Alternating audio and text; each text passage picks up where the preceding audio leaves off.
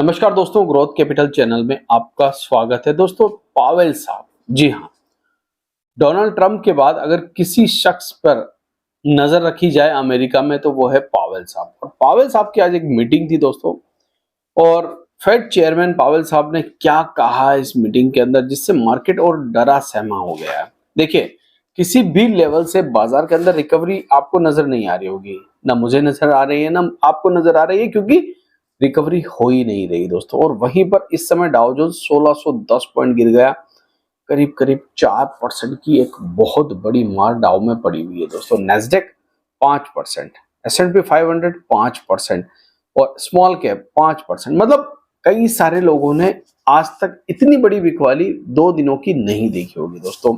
ना मतलब Indian stock market में इतनी जबरदस्त बिकवाली अगर 4 जून को छोड़ दे तो, ना अमेरिकी मार्केट के अंदर।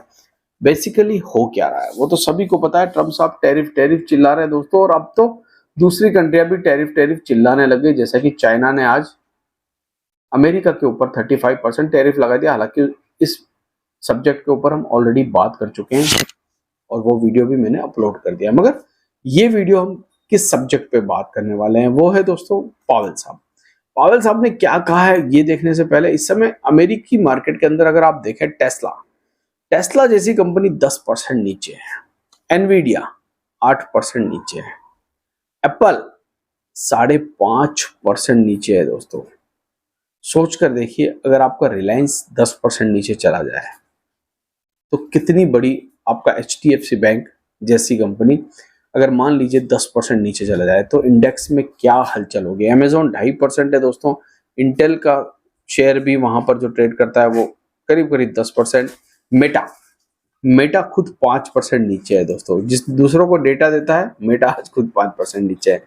वहीं माइक्रोसॉफ्ट, अल्फाबेट, एक कंपनी नाइकी दोस्तों, वो अलग ही तरीके से चल रही, जबकि वियतनाम में टैरिफ लगाया है जहां पर प्रोडक्शन होता है नाइकी का। ठीक है, कभी कभी धारा के विपरीत भी कुछ ना कुछ चलता है। फेड की अगर मैं बात करूं दोस्तों, तो फेड की एक मीटिंग आपको पता है अब होने वाली है। फेड की FOMC की मीटिंग ये होगी मई के अंदर। कब होगी? मई में। अभी हमारे पास पूरा अप्रैल पड़ा हुआ है, 6 और 7 मई को ये मीटिंग होने वाली। उससे पहले पावेल साहब बहुत कुछ कह के चले गए हैं दोस्तों। क्या कहा है उन्होंने, तो उसके ऊपर चलते हैं दोस्तों। पावेल साहब क्या कह रहे हैं, और ये जो शख्स है इस समय अमेरिका की भागदौड़ इसके हाथ में, ट्रम्प साहब के बाद।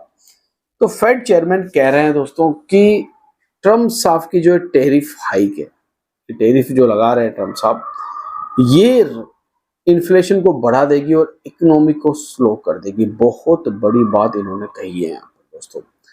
अब देखिए, इकोनॉमी को स्लो करेगी, साथ ही साथ इन्फ्लेशन को बढ़ा देगी। दोनों सब्जेक्ट के अंदर क्या ये आने वाली FOMC की मीटिंग में रेट कट करेंगे? सबसे पहले ये जो अभी आप देख रहे हैं कि टैरिफ जो लगाए जा रहे हैं, इसके ऊपर ये देखेंगे दोस्तों कि इन्फ्लेशन का क्या होता है।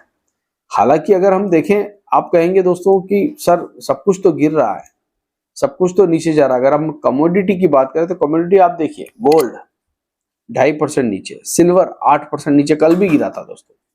वहीं क्रूड, जो इंडिया के लिए बहुत अच्छी बात है, क्रूड ऑयल 8% नीचे। अगर भारत को क्रूड सस्ता मिलता है दोस्तों तो हमारे यहाँ तो महंगाई कम होती है, हमारे यहाँ विपरीत है दोस्तों। साथ ही साथ कॉपर गिर गया। मेटल स्टॉक्स में और मेटल में भी बहुत जल्दी आप देखेंगे बड़ी गिरावट आपको देखने को मिल रही है। अब प्रॉब्लम क्या है? प्रॉब्लम यह है दोस्तों, मेटल की वजह से महंगाई नहीं बढ़ेगी अमेरिका में, बेरोजगारी की वजह से महंगाई बढ़ेगी। क्योंकि एक प्रकार से अगर मैं कहूं कि अनएम्प्लॉयमेंट आता है, अगर फैक्ट्रियां प्रोडक्शन घटाती है क्योंकि उन्हें ग्रोथ में खतरा नजर आ रहा है, और अगर वो अपनी स्ट्रेंथ कम करती है दोस्तों, तो इससे क्या होगा? इससे बेरोजगारी बढ़ेगी, और बेरोजगारी अगर बढ़ती है तो चीजों की वैल्यू ज्यादा महंगी होने लग जाएगी दोस्तों। और यही कारण है कि यहाँ पर चिंताएं हैं, और ये यही कह रहे हैं दोस्तों पावेल साहब कि अगर ये सिलसिला इसी तरह चलता है तो हो सकता है आने वाले समय में आपको, अगर महंगाई बढ़ती है तो रेट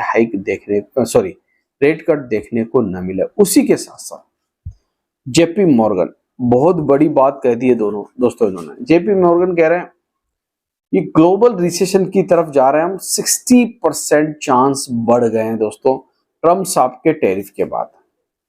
अगर ट्रम्प साहब के टैरिफ के बाद 60% चांस बढ़ गए कि दुनिया की ग्रोथ रिसेशन में चली जाए, ये जेपी मॉर्गन कह रहे हैं। मगर सब चीजों के विपरीत है, सब चीजों के विपरीत। अंत में अगर मैं शेयर बाजार की बात करूं, देखिए आप क्या सुनने के लिए आए हैं? आप शेयर बाजार ही सुनने के लिए आए हैं यहाँ पर। अगर मैं अंत में शेयर बाजार की बात करूं तो मैंने जैसा पिछले वीडियो में कहा कि डाउ जोन्स में एक बहुत बड़ा सपोर्ट है 38,000 के ऊपर। अभी हम 38,972 पर चल रहे हैं, मतलब ये मान के चलिए 1-2 दिन की गिरावट बाकी है दोस्तों। अगर इस लेवल से डाउ सुधरता है, डाउ में फिर से रिकवरी देखने को मिलती है, तो डाउ बहुत जल्दी बाउंस बैक भी करेगा।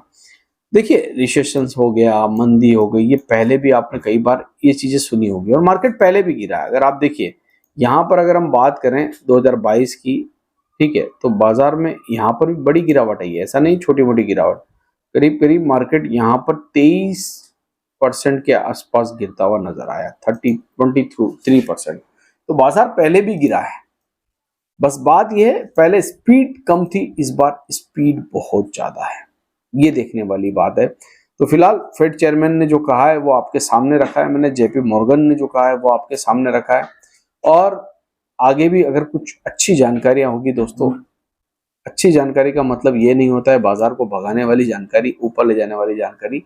जानकारी होती है दोस्तों, चाहे वो अच्छी हो या खराब हो, मगर मैं आपके सामने जरूर रखूंगा। आशा करता हूँ ये वीडियो भी आपको अच्छा लगा होगा। अगर अच्छा लगा तो लाइक जरूर करिएगा। Thank you.